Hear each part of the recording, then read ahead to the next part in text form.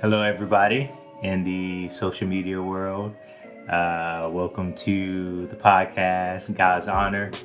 I got my homie over here, Mr. Anthony Mabels, the man, the myth, the legend. Oh, man, I appreciate it. Yeah. This dude's amazing, man. You know, I appreciate it. Likewise. Of course, I appreciate it. You know, a preacher, a Christian artist, rapper. Be putting in the work. That's you got some fire stuff, man. Crank up the volume. We're gonna crank up the volume, even if nobody expected this outcome. Let it speak to your mind, make you feel bold. I want you to know that black is like gold. Definitely got to make sure that he gives out his social media before we get off this thing or whatever to follow him. Man. Hopefully I can remember it. I understand. Yeah. But yeah, man, let's just speak and talk. Let's give us your background. The things you do. Kind of what got you to this place here. And God and everything. Yeah, man. Yeah. So it's a long story. I grew up in Chicago, Illinois, born and raised in Chicago, Illinois. Chi-town. Yeah. And grew up right outside in the suburbs in a place called Dixmoor. Mm-hmm. And it was rough. It was rough. But I learned a lot. I learned a lot growing up. Mm-hmm. It was tough as part of the reason why I am who I am today. Yeah. Went through some tough times, some family times. Grew up with my mom and my stepfather. Okay. I don't really know. I got my biological father. We don't really have a relationship. I don't really know much about him. Yeah. So my stepfather, that is my father. Okay. That is my father. So he currently lives in Chicago. He drives trucks full time. But Nice. at the age of 14, we moved here to Florida. Mm-hmm. I thought I was gonna be living by the beach. Yeah. And my whole idea, this Disney Channel, wake up in the morning. Yeah. I'm gonna grab my surfboard, go to the beach. I'm gonna learn to surf. Yeah. And we got down here and I was in the projects. Okay. In the projects. So definitely wasn't the beach. Yeah. Definitely wasn't the beach, but we came up in the projects here in Titusville. But again, all that is what made me who I am today. Yeah. Definitely. I was molded in that environment. Mm-hmm. I'm the oldest of. There's four of us. Okay. I'm the oldest. Okay. I have a brother. I have two sisters. Mm-hmm. My younger brother, he's currently incarcerated. Yeah, he's currently incarcerated. He's doing a 40-year sentence. Wow. Yeah. That's a long time. Yeah, so Jesus. very long time. Yeah. So he's been in for about 7 years, almost 8 years so far. So oldest. So I had a lot of responsibility growing up. When I was younger, they used to say like, "Why are you so serious all the time?" Because I had so much responsibility. Mm-hmm. So even things that happened in my family where it kind of forced me to become the man of my household. Yeah. Again, stuff that made me. Mm-hmm.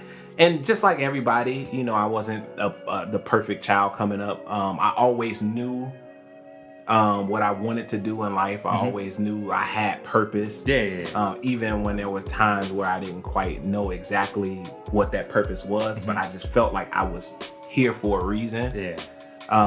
So even when I would get into the wild things, me and my friends, I still have the same friends that I grew up with. We all friends. We're like brothers. So we got into a lot of trouble over time. I played sports, played basketball. Basketball was my sport. Okay. I was pretty good. I like to say it. Went to school, went to Minnesota and played basketball. Then I ended up getting hurt. Came here. And even as far as church, I grew up in the church. I was born and raised in the church. My father was an elder in the church. And that's how I consumed so much of it. Yeah. Just the love for church. Well, I mean, growing up, I always told everybody that once we got old enough that I was gonna stop going to church. Yeah. Because we was in church every day. Every day. Whether it was Sunday. Well, we start off with Sunday school, then regular service, Yeah. then evening service, and then you got rehearsal, then you got Bible study. So it was like I felt like I was living at the church. I get it. And then when we first moved down here, we became a part of Love Center. Okay. I think I was like 14. I was like 14. It was Mount Calvary at the time. Yeah. And Pastor Jeremy Salter, that was my youth pastor. That was my youth pastor, and he was on us. He was on us. So we was at the church with him, and I was like, man, I just want to take a break from church.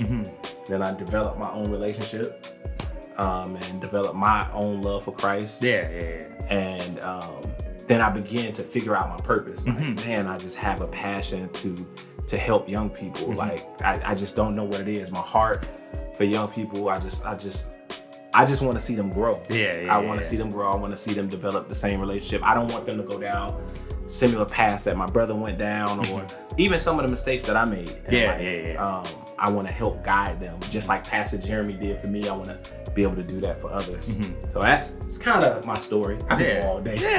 Yeah. No, I got you. No, that's pretty dope though. You know, really being bold and to give your story, because not a lot of people really want to give their story. It's like, it's not important. This, but it does help to make you who you are and everything like that. Even having to be the man of the house, growing up so quickly. And I hear and see that a lot, especially in the black world, black community. And it's like we as, especially men, have to not allow that, push that responsibility on our kids. Let them be kids, let them grow up and do this and have fun and enjoy themselves. And we wonder why, they too grown, they talking back, and all these different things. That responsibility. Exactly. Too fast. It's just crazy. But no, that's super dope, man. Like, that especially that you got the same friends from childhood, high school area. You don't hear that a lot. It's like, oh man, I hadn't talked to that dude in 20 years. They're doing this, they're doing that. But especially to see that they're all growing up, really still following God and everything. That's some of them. Some of some of them. I know. We have a few that fall off or whatever. But we set that example. And everything like that. And it's beautiful that God gives us these responsibilities, and it's really up to us to be like, I'm gonna follow you, or I'm just gonna go do my own thing. Be out there in the world. But that's dope that your heart is still there. The passion is still there. Really seeing you on like Sunday with the youth and everything, and see the love and the care that you have for them. Like that's a special heart, man, because not everybody has that. It's like, I ain't got time for you, man. If you ain't my kid, if you don't get on somewhere, but to see the tenacity and the passion and the care that you have for kids is wonderful, man. Like, absolutely, that is beautiful. I look at it because when I look at each and every one of them, it's like literally those are the future leaders of the world. Like, you never know who you're speaking to, you never know who you're pouring into. You never know, like, there's times that you'll speak to them, you'll give them advice, and it doesn't always land in that conversation, but like, I see it as I'm planting seeds. Whether they're gonna grow with me or whether they're gonna go off in college and somebody else is gonna pour into them and it eventually grows, I'm just planting seeds. And that's what I love about it. And I mean, and them kids they are so. They're so smart. They're so talented, so gifted. And sometimes, if you can mold them in a certain, if you can mold them and you push them into the right direction, man, they can go off and do some amazing things. And if they can avoid some of the bumps in the road that we may face coming up, they can go off and do some amazing things. No, I definitely agree. And it's not the fact that they're, as we used to say, they're bad. They're not bad. Their focus and their consistency is just in their own spot. Because of wanting to be part of this world. Got all that hip hop and R&B and the rap that they ain't really talking about nothing. You really listen to the lyrics, and I'm like, why are you listening to this? It's crazy. And it's not just their generation. It was our generation too, when we were growing up, listening to Blackstreet, No Diggity, different stuff like that, and like really listening to today, it's like, dang, y'all really listen to this? Right. Mom, Dad, y'all really let me listen? Yeah. It's crazy because like even coming up, like my wife is like even though I'm the one that makes music, I write, produce and songwrite. Yeah. Her music knowledge is way deeper than mine. Yeah. As far, especially hip hop, and she can tell you who made it and what lyric. Nice. R&B. Yeah. She can tell you it don't matter if it's 90s, it don't matter if it's me. I would say my musical knowledge will start 2000s. Okay. Like 2000s. Because growing up, it was nothing allowed in my household but gospel. I get it. But gospel. So I can tell you about Fred Hammond and Kirk Franklin and John P. But I couldn't really tell you. And but living in Chicago, you go to school and you kind of consume some of that.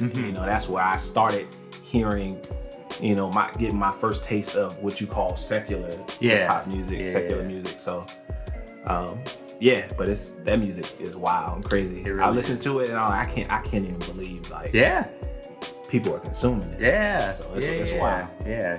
People don't really realize that music is like one of the only things that doesn't need permission to enter into your soul. Exactly. If you're around it, it's gonna happen. It's gonna happen. You in a mood and it's like, dang, why am I in this mood? And you think about and listen to the lyrics that you're listening to. It's like, well, that's part why I want to go do this. Exactly. They talking about killing people, so I'm upset now and I want to go fight and spin the block and do all these different things. So that was something, of course, I was telling, my own child, I'm like, you have to be careful about what you're listening to. I get it sounds innocent, but they be putting subliminal messages in this music, especially when they start to understand, how the spiritual realm, that's a whole nother conversation, but really how the spiritual realm works, like, if you understand like waves and vibrations, like you can put these things in there and it sounds like it's, this is such a good song, but then when you really start to meditate on it, it's like it's not. Like they're putting these things in here to make you want to eat more food, or they make you want to do whatever, and it's like very interesting how you really can manipulate it, for the good or the bad, and everything like that, and you got people like you who want to manipulate it for the good, and really push out that positive message, and you can still have a trap beat on it, you still can, have a beat that has some dope vibes, the rhymes are spitting, but that has meaning behind every single thing that you're doing, and I think that's really dope, that you do things like that, Yeah, man, I have to, like I was just telling the youth last week. We've been talking about music. Probably the biggest artist. I asked them who they thought was the biggest artist, and they mentioned Rod Wave, which is, he probably is the biggest. And I was just asking some of the things that they like about him, and what they hear, and they gave me a specific song, and I'm not gonna say the song, but they gave me a specific. They was like, it's a gospel song, and I was like, interesting. Let me listen to it. So they gave me some homework. They gave me a list of songs to listen to, and I listened to it, and it was far from a gospel song. It referenced God, but it had nothing to do at all. It was all vain. And it made me think about, like, I told him about like a plant. Like, you can speak life to a plant, or you can talk negative to a plant. You can cause a plant to grow by, and that was when I was in science class, and I learned that if you speak positive words to a plant, it can grow.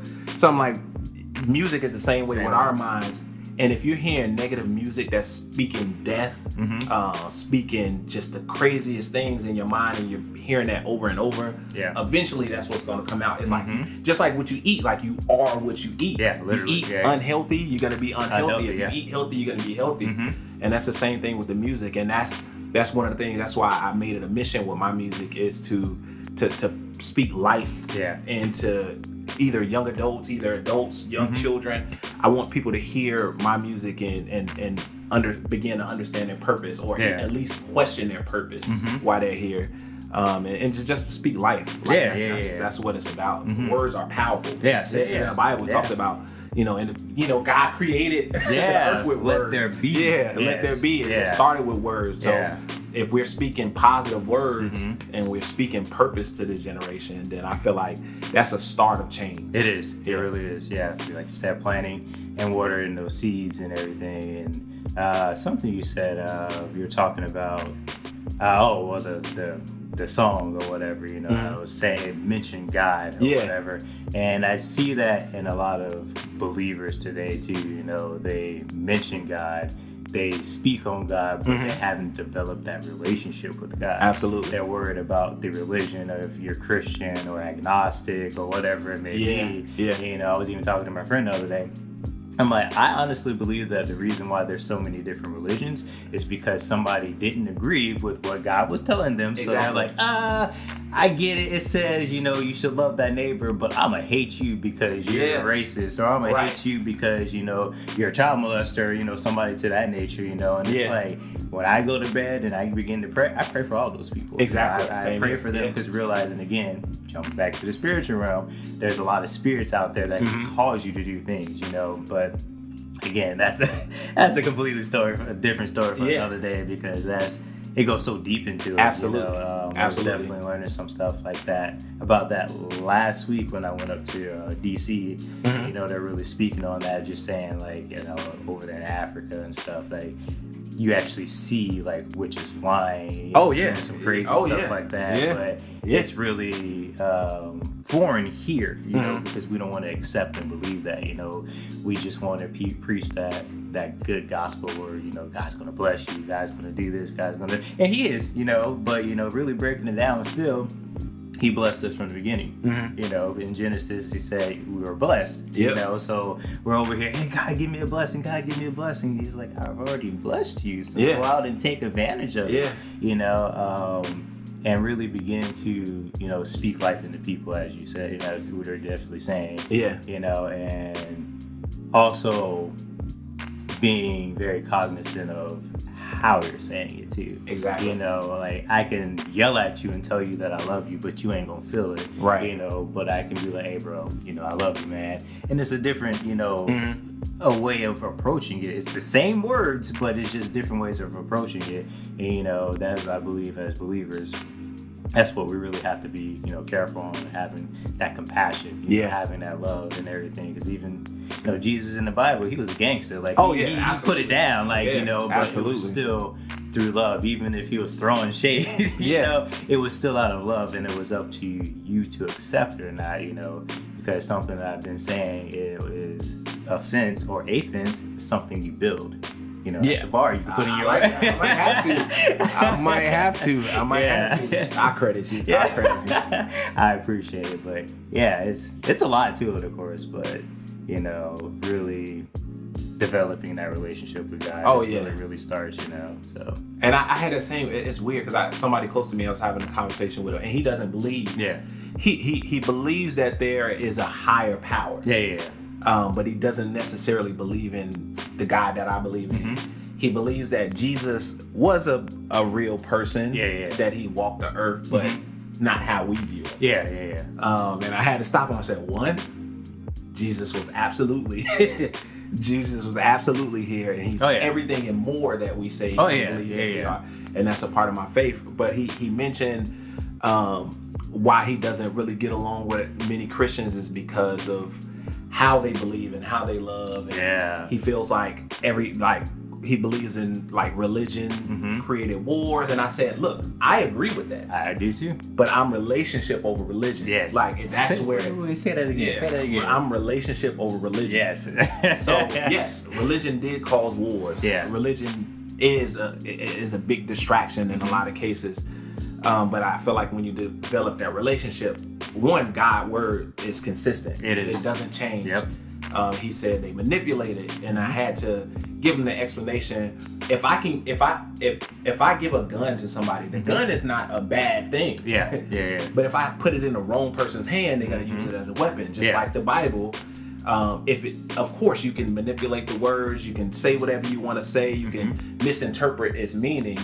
But the words that he spoke in that Bible is consistent. And I feel like the one of the biggest things with Christianity with me is I feel like one, we are supposed to be all extensions of Christ. Yes. And so if I'm loving my neighbor like I'm supposed to, and you're loving your neighbor, and someone that haven't not even experienced God before, or experienced God's love, which everybody does because they wake up in the morning. Oh yeah. That's a part of it. But I feel like just by being examples, being extensions of God's love is a start. Yeah. Especially in the community that we live in. If we're all loving each other, if we all following God's word, if we're all loving like Christ, and we're being examples to other people, I feel like the more examples we are to other people, I feel like we can be an extension of that grace, be an extension of that love, and it can cause change. Yeah, I agree. You know, because of like you mentioned, there's so many people using God's name, like, oh, I'm a Christian. Yeah. Even regardless if they're lukewarm, regardless of what they believe, they may have misinterpreted a lot of things. They may be religious, like the Pharisees, but they don't quite have that relationship. And sometimes, you know, they put everybody in one category. They put everybody in one category, and you know, it causes people to question some things. So no, I do agree. I do agree. And like you said, with that relationship, over time, you really start to, you know, change the way that you think, change the way that you act and everything. Because, you know, even with, you know, my journey and everything, you know, I used to see stuff, I'm like, oh, like, nah, like, that's crazy. But then the more and more I started to develop my relationship with God, I'm like, okay, I have compassion. You're still not right for what you're doing, but I still love you, man. You know, if that's what you want to do, hey, that's on you, but I'm going to give you the truth on, you know, what it is, you know, but still, you know, in that love and, you know, taking care of them at the same time, because people sometimes don't realize that sometimes we are the only God that somebody's going to see. You know, exactly. And when they see you out here just cussing people out and, you know, not giving to the homeless, you know, not doing all these different things, of course they're going to be like, well, why would I want to serve a God who has servants like that? Exactly. You know? And just to hear, you know, people being like, hey, you know, try Jesus, not me, because I fight and stuff like that, you know. It was a great song, you know, but it's like, no, like, Jesus didn't fight. Like, I mean, I'll be real, there's sometimes I wish he did, so I could throw some holy hands at times, exactly. You know, but people get you there. But really realizing, you know, you can't really let your feelings, you know, affect the way that you're loving people. Exactly. You know, because we all got feelings and they get hurt, and, you know, we got to process that and everything like that, but we have to really be like, hey, Lord, let your will be done, not my will. You know, it's like, I want to take this person out, but, you know, I'm going to pray for them instead. You know, I pray, God, that you bless my enemies. I pray that you know, open their hearts, you know, you soften them hearts, you know, allow the words that I'm saying to, you know, begin to penetrate into their spirit and everything. And it might not be today, might not be tomorrow, but 10 years down the road, you know, they'll be like, oh, you know, I'm going to give this Jesus a try, you know. I seen this dude, he ain't changed yet, you know, because that's another thing too. Like, I've ran into so many people and they're waiting for me to change. You know, they're waiting for me to go the opposite way, to be like, no, see, I told you so. Like, now I ain't gonna follow him because I knew you were fake, I knew you were phony and everything like that. And I'm like, nah, I'm still following the same God I was following, you know, months and years ago and everything like that. Sure, I might do some things that are out in left field because I give into my flesh and everything like that. But, you know, I still know that God loves me. I know that he's still rooting for me. I know he's still cheering me on.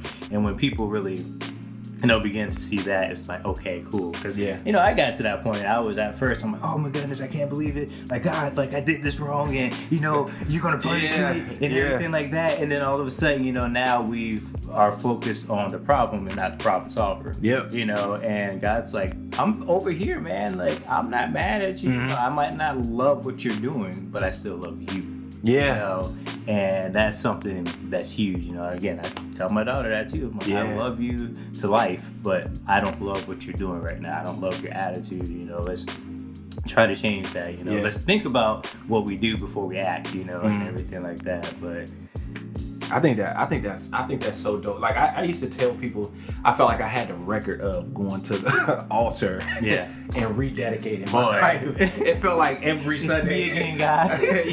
I felt like every Sunday I was at the altar, like I'm here, I'm back. Trust me, I get that. This is a wild weekend. I get that. You know, it's like wild out on the weekend, come back in on Sunday, I'm ready to do it again, God. I've been there multiple times, like, God, okay, if you just get me through this, I'll come back to church, I'll be here, I'll be doing this, and you know, you're good for about a week or so, and you kind of fall off, but you know, again, with learning and growth and everything like that, you know, we're back in it, we're you know, being dedicated, we're being loyal, and everything like that. And we know that as soon as we really come to Him and be like, "Hey, Father, I messed up. I know you know I messed up. I know you knew that I was gonna mess up before I even thought about it. You know, but I'm asking for that forgiveness. I'm asking you to repent from this, to turn away from the world, of what I was doing." And He's like, "Okay, cool. Like, we're good. Like, let's continue on. Like, let's go, man. Like,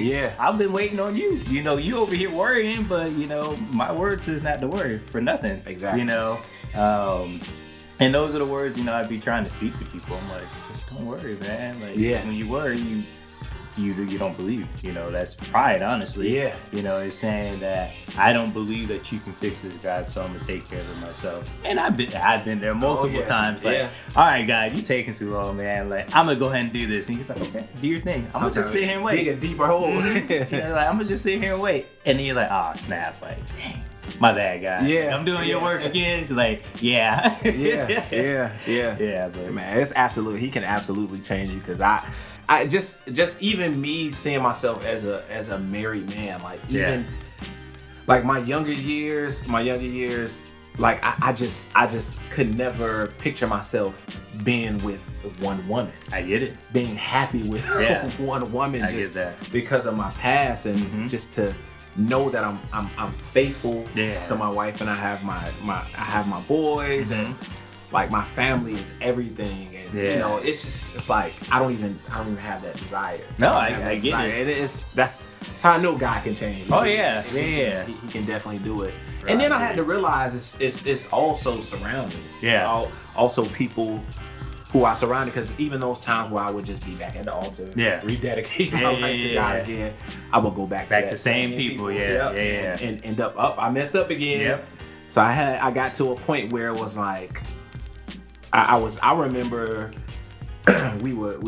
we had just came from the club, and we were just all laying on the floor, and I was laying there, and I was like, what am I doing with my life? And it was like to a point where I was sinning, and I know I was sinning, and it was just like it is what it is. I can't help it. I get it. And that was scary. That was a scary moment in my life, to know that I was sinning. And it was like, it is what it is. It is what it is. It is what it is. If, you know, one day I'll get right. And when I found myself there, and I was laying there on that floor, and I was like, what am I doing with my life? I am wasting my life. And I had to really think about, man, like, if I was to die today, like I haven't accomplished anything. And I'm just wasting purpose. And I got up, and I just never went back. I never went back. I just got up. I'm not gonna say I never went back. There were times I would, I stumble back, you know, but I started getting to a point where I'm like, okay, I gotta get my life together. I gotta really live this life. And so that was a starting point, and then I started surrounding myself around people that's like really living life. I started being around Pastor Jeremy. I'm like, and starting to see like, okay, it is possible. It is. I'm not gonna be perfect. I'm not gonna always make the right decisions every time, but it's possible, and I can do it. Yeah, man. Your circle, that's huge. That's really important. You know, like even with me, you know, a year and a half, 2 years ago, you know, I surrounded myself with good people, but I wasn't surrounding myself around God people. You know, like it's a big difference. You know, especially back, you know, when I was smoking weed and everything like that. You know, I've been there. Man, like I met so many people off smoking weed. Oh, you smoke? Hey, let's roll up one real quick. You know, and it's, you know, really crazy the way that the enemy really manipulates you, you know, because for the longest, especially when I was really starting to get into God, it's like, oh man, I get high and I worship him, you know, it's an amazing feeling and everything like that, but realizing it was a familiar spirit, you know, that absolutely, I was really worshiping at the moment and everything like that, and, you know, really worshiping and putting weed as an idol. Yeah. Because every time something happened, that was the first thing I went to. Yeah. I would go to the weed. If I had a good day, we smoke it. If I had a bad day, we smoke it. If I had an indecent day, we smoke it. If I'm half asleep, we smoke it. If I gotta go to sleep, we smoke it. You know, like every day, man. It was just not really looking about it. Just like, damn, I wasted a lot of money. Yeah. A lot of money, man. Like thousands, if not more than that, you know. And you know, even like when I quit for a while and then I ended up coming back to it, like to feel the difference between when I wasn't doing it and then when I went back to it, then I'm like, okay, well, I'll just do it once a day and everything. And then like when one of my friends, he hit me up and he was like, hey man, like you're dabbling in some witchcraft, man. And that's like when it really got me. Like I'm like, what are you talking about? Like I don't do no witchcraft. Like I ain't got no Ouija board. I don't do none of that. And you know, he was like, cause he didn't even know I smoked. Yeah, that was the thing, and you know, it was God speaking through him. Yeah, and he was like, "You smoke?" And I'm like, I think I was on the phone with him smoking at the same time. Yeah. He's like, "Man, you got to cut that out." You know, I was like, "Okay, cool." Let me finish. So I thought, like, literally, like I'll keep it 100. You know, like, and I think even a day or so after that, I rolled up another one. You know, and then like I was sitting down one day and I just got the conviction. I was like, all right, God, like I'm done with this. I can't continue to do this, and you know, I've stopped ever since. You know, I've had thoughts here and there, like, oh, you know, I could, but like to see how I was bound. And, you know, just thought I was free, but you know, I was really addicted to it. You know, a lot of people, oh, you can't get addicted to weed. Oh, that's a complete lie. Man, I just had that argument. Complete lie. Yeah, I know plenty of people that they can't go and their moods are affected if they can't do it. Exactly. So I'm like, that's how you know you're exactly. Yeah. Even if it's like a slight mood change, and that was with me because it was like those slight mood changes. Like, oh, you want to smoke? Oh, we can't right now. And I'm like, damn. You know, okay, no, it's fine. Right. It is what it is. But that slight mood change. You know, that's what gets you there and everything like that. And when I tell you, when I quit, like for the first time, because I was like literally smoking all the time, going through ounces in a week and everything like that. Yeah, it was horrible. Like I was going through hell, couldn't sleep. Like my thoughts were all over the place. When I finally started dreaming, there were dreams way out in left field, killing people and doing all this stuff. And I'm like, I would never do that. Like, what is going on? Yeah. And you know, I would have those thoughts because I know it was the enemy throwing it into my mind, man. Right. You go back to smoking, you'll be all right. Yeah. I'm like, dang, you know what? If I go back to smoking, I'll be all right. But I'm like, open that door, let me in. Yeah, and that's literally what literally what it was. And you know, it's just like we as people, but definitely as believers, have to be careful of what we allow in, you know, because we don't really understand. Like I was actually talking with somebody the other day about yoga. And everything, and I'm like, it's a religion. Oh, absolutely. It's like we just as Americans use it as stretching. But I was telling them, I'm like, you have to understand that the spiritual realm does not care. Exactly. It doesn't care if you're accidentally doing it. It doesn't care if you're just trying to do it to better your health or anything like that. If you give them a opportunity to open that door, they're going to take advantage of it. Oh, absolutely. All they do is wrap a little bow on it, like, hey, and they'll call it yoga. Yoga, they'll call it a cartoon, they'll call it Disney, exactly. You know, they'll call it all these different things that we, you know, look at, Harry Potter, you know, all of that good stuff, the sorcery, horror movies, and all that good stuff. And it's like, man, you are opening your body, your spirit, your soul to all of these things. Like, now you wonder why you can't sleep. Now you wonder why your kids are acting a complete fool and everything like that, because you gave the enemy permission to do whatever they wanted to. Absolutely. It's funny that you brought up Harry Potter. One, I grew up reading the books, which is crazy.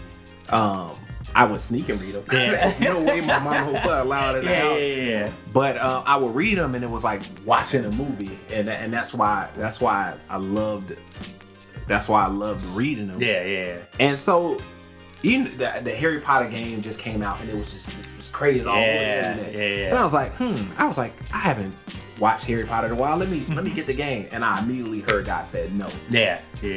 And I was like, And so I watched the video and I'm watching it, and they literally you're doing spells. Yeah. So I'm like, you're allowing witchcraft into that house by doing that. And I was like, I don't want none of my children. I don't want them exposed to that. Yep. So I was like, it's just a game. Yeah, it's just a game. Yeah. But they got you doing. Yeah. You're taking witchcraft. Like you're in school.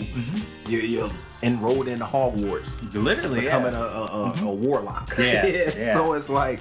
It's crazy. It's so crazy. Mind blowing. Like even like Halloween. Like I don't think there's anything wrong with like dressing up, costume. You know, as long as it ain't far out in left field. I don't think there's anything wrong with allowing your kids to have candy, and all that good stuff. But when you really start to celebrate it, like you're celebrating a demonic holiday. Yeah. Exactly. And it's like, oh well, we're not doing anything, but you're light. Your father is light, so why are you celebrating darkness? Yeah. Like it just never made any sense to me. Another thing too, that we can definitely get into this one later. Yeah. Like and I know a lot of people are gonna be like, oh nah, you wrong on this one, but I don't care. But Santa Claus. Oh. Believing in Santa Claus? Yeah, my child does not. Like, I said, why? If you see Santa Claus in the house, that's a robber. Yeah, exactly. That is a robber, because it would never be a Santa Claus in my house. Exactly. And I'm like I've had a few conversations with people about it, but they're like, oh, it's just innocent, it's allowing the kid to, have a childhood. So I was like, there's nothing wrong with the quote unquote spirit of Santa, that's cool if you want to do that. But what you're doing is you're lying to your kids. Yeah. You're lying to them. Yeah. Don't matter. White lie, black lie, you are lying to your kids. Yeah. And then they grow up and then you tell them not to lie. Yeah. And so now they're having this conflicting battle in their minds. Yeah. I trust you, Mom. I trust you, Dad. But you lied to me about this. But now that's you're not telling real. me not to lie. Yeah. So this ain't making any sense. What else have you been lying about now? Yeah. You said I shouldn't have sex. Yeah. You lied about Santa. Exactly. So why don't I go give that let a me shot, try that? or whatever it is. And it's like you're creating that. Opening that, gates and that door to lying and everything like that, and now they're confused. And it's like, I get it. You want to be, let the kid have a childhood and everything. Let them have a childhood somewhere else. Somehow else, there's a spirit of Santa, but it's me buying the kid. Yeah, it's me. The presents. Me. It's all my money. I go to work Monday through Friday. Exactly. I'm broke right now because give me my credit. Give me my credit. Exactly. But I'm giving it. That just, man. Yeah. That just blows my mind, man. But it's no guy flying around not at all. in a sleigh with reindeer. Coming down. We don't even have a chimney. Right. Yeah. So. Right. That's me. We in Florida. We ain't got no chimney. Yeah, we don't have no chimney. So. But it's just crazy, man. But yeah, I know that there's so many other things that we can talk about, and we definitely will. Oh yeah. The camera got like 5%. I think. Oh okay. Yeah. We definitely gonna do this again. Yeah, man. Like it has been great. Like I appreciate you allowing me into your house. Man. To really sit down and to chop it up and everything. You giving your honest opinions on all these things, you being level-headed and grounded in God and everything. And it's beautiful to see that, especially in men. Likewise. I'm not even gonna say black men because that's another story for another day. Oh yeah, we can talk about it. Oh my goodness, like that's definitely. Yeah. But especially as men in general, because we're all made in God's image. Exactly. Not just black people, not just white people, not just Hispanics. We're all made in God's image. Kingdom citizens. Exactly. So, I'm definitely excited to see, what we're going to be doing, what this is going to be doing, what God's going to be doing through you. He's going to be doing some amazing things through you. Man. And to see, the kings that you're raising now and the things that they're going to do, like they're going to change generations. And going to shift the world, because of your obedience, man. Like I appreciate your it. basic obedience, and That's beautiful. Like, your family is beautiful. I love it. I love your whole family, man. Like, so yeah, keep it up, bro. Thank you, Like, man. Definitely, Thank you. Definitely. Oh, before we go, like, tell them where they can find you on social media. Yeah, man. let's see if I can remember, because my social medias were stolen and hacked, and I'm starting over. I got you. So Instagram, I believe, is Anthony.Linnell. So that's ANTHONY.Linnell, LONELL. And on Facebook, I believe it's just Anthony Mabels. Yeah, I think it is. Anthony Mabels. And on TikTok is Anthony_Linnell, LONELL. And I'm streaming on all platforms. Just search Anthony Linnell and listen to some good music. Got some new stuff coming. Yeah. I got some new stuff coming. Yeah. So I'm excited to hear, man. It's gonna be special. I'm excited to hear. It's gonna be special. Yeah. Right. Social media world, we shall see you later. And as I say, fight the good fight, and we're gonna put in that work. Let's put in work. Till next time. All right.